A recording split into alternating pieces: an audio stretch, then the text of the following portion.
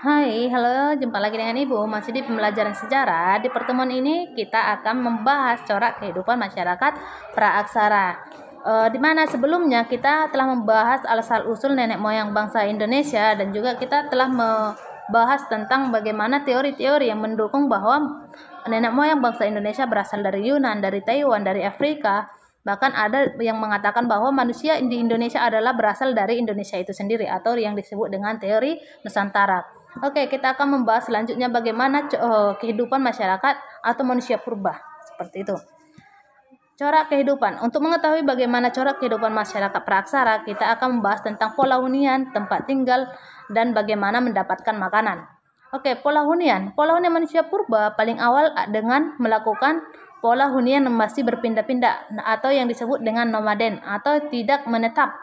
Ingat, nomaden adalah berpindah-pindah atau tidak menetap. Kondisi tersebut terjadi pada masa batu tua atau disebut dengan Paleolitikum. Sedangkan manusia purba mulai menetap itu pada masa Mesolitikum atau masa batu menengah. Selanjutnya kita akan membahas ada dua karakter pola hunian manusia purba. Yang pertama, kedekatan dengan sumber air. Kenapa dekat dengan sumber air? Karena kalau kita dekat dengan sumber air, banyak makanan yang tersedia di sungai, contoh ikan dan lain-lain. Perlu Ibu jelaskan lagi, kita tidak akan meninggal tanpa makan, tapi kita akan meninggal atau mati kalau kita tidak minum. Seperti itu. Jadi itulah alasan mengapa manusia purba selalu mengikuti aliran sungai saat mereka melakukan perpindahan atau mulai mencari tempat untuk mereka melanjutkan hidupnya. Yang kedua, ada kehidupan di alam terbuka.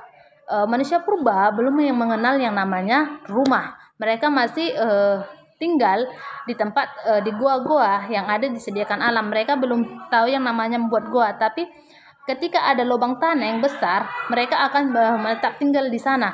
Bahkan ada yang tinggal tanpa ada gua, tapi karena ada makanan tersedia, mereka tinggal tetap di tempat tersebut atau di daerah tersebut.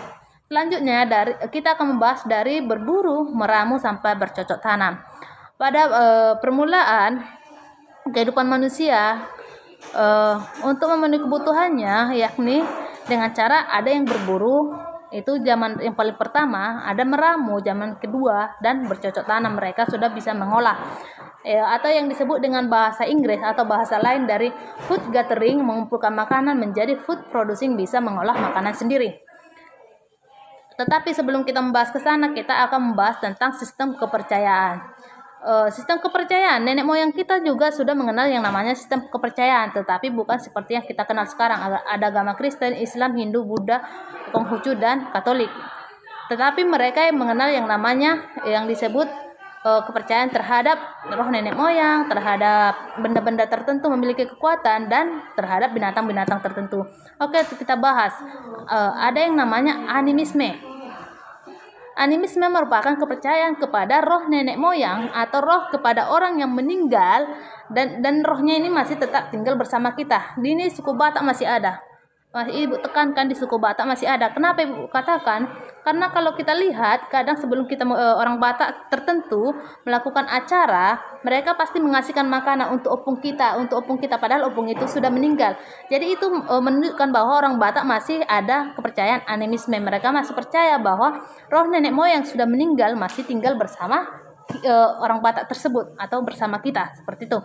Selanjutnya ada yang disebut dengan dinamisme. Ini dinamisme adalah kepercayaan kepada benda-benda tertentu memiliki kekuatan atau benda tersebut memiliki kekuatan karena roh nenek moyang masuk ke dalam benda tersebut. Contoh kris itu lebih banyak ada sama orang Jawa.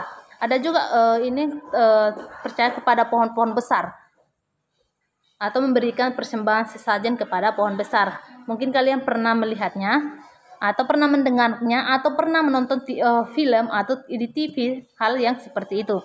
Selanjutnya ada totemisme atau kepercayaan kepada binatang-binatang tertentu yang dianggap suci dan memiliki kekuatan supranatural atau kekuatan goib.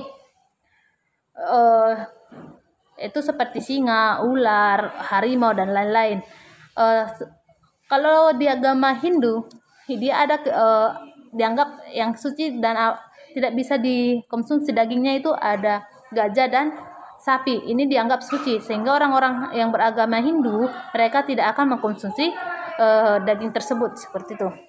Selanjutnya kita akan membahas yang tadi Ibu katakan dari berburu, meramu sampai bercocok tanam. Yang pertama kita akan membahas tentang berburu dan mengumpulkan makanan yang dikenal dengan food gathering. Mereka berburu dan mengumpulkan makanan tapi mereka belum mengenal yang namanya bagaimana mengolah makanan, atau mereka belum bisa menghasilkan makanan sendiri atau yang disebut dengan pertanian. Pada mulanya manusia hidup dengan berburu dan mengumpulkan makanan. Saat itu lingkungan hidup masih liar dan keadaan bumi masih panas. Dan keadaan hutan-hutan masih lebat, bukan seperti yang sekarang. Ini diperkirakan terjadi pada 600.000 tahun yang lalu. Seperti itu. Ada beberapa upaya yang dilakukan manusia purba untuk mempertahankan hidupnya. Yang pertama, menciptakan berbagai alat dari batu dan tulang untuk menutupi kekurangan fisiknya. Alat-alat tersebut seperti kapak genggam, kapak perimbas, alat-alat dari serpi, dan lain-lain. Ini alat-alat batu ini pun mereka belum yang mengenal yang namanya mengasah, tapi mereka mendapatkan batu dari pinggir sungai. Dan batu ini dianggap bisa memotong daging, itu langsung digunakan, tapi mereka belum bisa mengasah atau memperbaiki alat tersebut. Seperti itu. Yang kedua, hidupnya berkelompok, ada 10-15 orang atau berkelompok kecil. Selanjutnya hidup berpindah-pindah dari daerah-daerah dekat sumber air seperti sungai ke danau. Jadi mereka berpindah, mereka nomaden, berpindah tapi tetap dekat dengan sungai. Seperti itu. Selanjutnya, sesuatu yang sangat membantu manusia purba adalah penemuan api. Jadi setelah mereka menemukan api, mereka bisa menghangatkan tubuhnya di pada musim dingin. Selanjutnya kita akan membahas yang nomor 2, itu masa berburu dan mengumpulkan makanan tingkat lebih lanjut atau kelanjutan dari berburu yang tadi. Masa berburu dan mengumpulkan makanan tingkat lanjut berlangsung pada kala Pleistosen atau pada kala lapisan tanah paling atas. Selanjutnya kehidupan mereka masih bergantung pada alam, masih tetap bergantung pada alam. Selanjutnya mereka hidup berburu binatang di dalam hutan dan menangkap ikan di sungai dan mengumpulkan umbi-umbian yang disediakan oleh alam. Selanjutnya di antara kelompok-kelompok manusia pada masa berburu dan mengumpulkan makanan tingkat lanjut ada hidup di daerah pasisir atau dekat dengan pantai. Nanti kita setelah ini kita akan membahas bagaimana manusia purba itu ada nanti yang kenal dengan Kejogen Modinger dan ada yang dikenal dengan Ambris Sosroch. Nanti pertemuan selanjutnya kita akan bahas bahasan tersebut.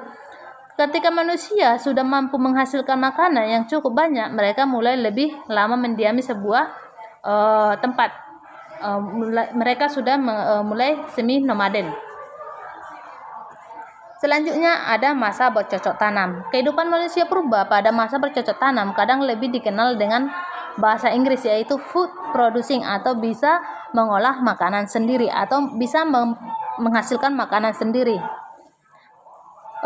Setelah berlangsung kehidupan masa berburu dan meramu yang sangat lamban, baru ada mereka mulai mengenal yang namanya bercocok tanam. Itu bercocok tanamnya pun sangat sederhana. Kenapa Ibu bilang sangat sederhana? Mereka pertamanya itu melihat ketika mereka mendapat makanan dari hutan, kan ada bijinya. Mereka tidak memakan bijinya, dibuang di depan tempat tinggalnya. Pas hujan datang dan tanahnya subur, mereka melihat itu tumbuh. Itulah cara bercocok tanam manusia purba yang sangat sederhana, dengan melihat biji-biji makanan yang mereka buang di depan tempat tinggal mereka atau di depan gua mereka itu tumbuh ketika hujan datang. Itulah awal bagaimana manusia purba mulai bertempat tinggal seperti itu. Ini kamu lihat. Oke, selanjutnya ini adalah alat-alat. Kamu lihat, kamu perhatikan adalah alat-alat yang terbuat dari batu pada masa bercocok tanam.